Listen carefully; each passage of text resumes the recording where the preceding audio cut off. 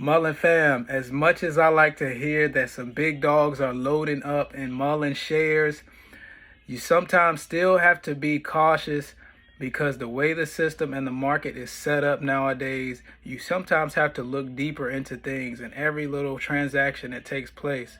Now, for those that were all the way bullish on Blackrock loading up on Mullen shares, acquiring 7.2 million, if you haven't watched my last Blackrock video, please go back and watch that before I show you this clip on Blackrock that came out today. Let's get into it. The firm Blackrock, well, it's one of the world's largest investment firms, but now some questions arising that this firm behind backing up and investing for state pension funds and cities and retirement accounts the world over, particularly in the United States, is doing the bidding in the interest of those it invests for, or is forcing an agenda of which they're entirely unfamiliar. Arizona Attorney General Mark Brnovich is here.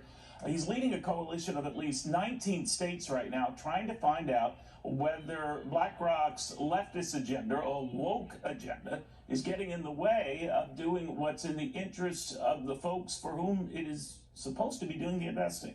Attorney General, kind to join us right now. Very good to see you again, sir. Thank you, Neil. Good to see you too. What is the issue you have with BlackRock?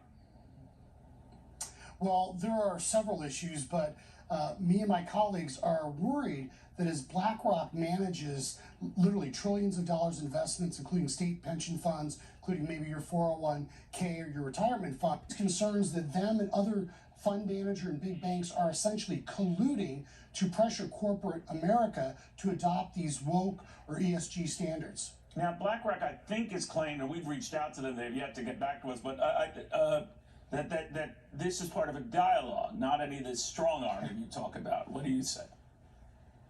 Well, they use the word dialogue, but the reality is that if you look at what they've been doing, they've essentially engaged in hundreds, if not thousands, of dialogues with corporate boards, trying to force them to change the makeup, change the structures, change their policies as it relates to, quote unquote, green energy investments. And so what they are doing is trying to force, companies to not invest in, oil and gas and those types of industries and have the funds move away from those. And as a result of that, and you know this, you're a business guy, when you have less access to capital, it's harder to explore for more oil, drill for new oil, build new refineries. And so they're basically trying to starve industries they don't like, that aren't woke enough or that aren't green enough, into out of existence. Right.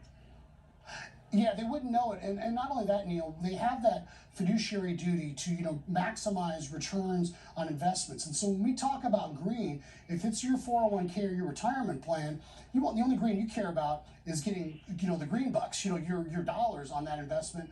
You don't care about whether there's more trees or green trees being planted.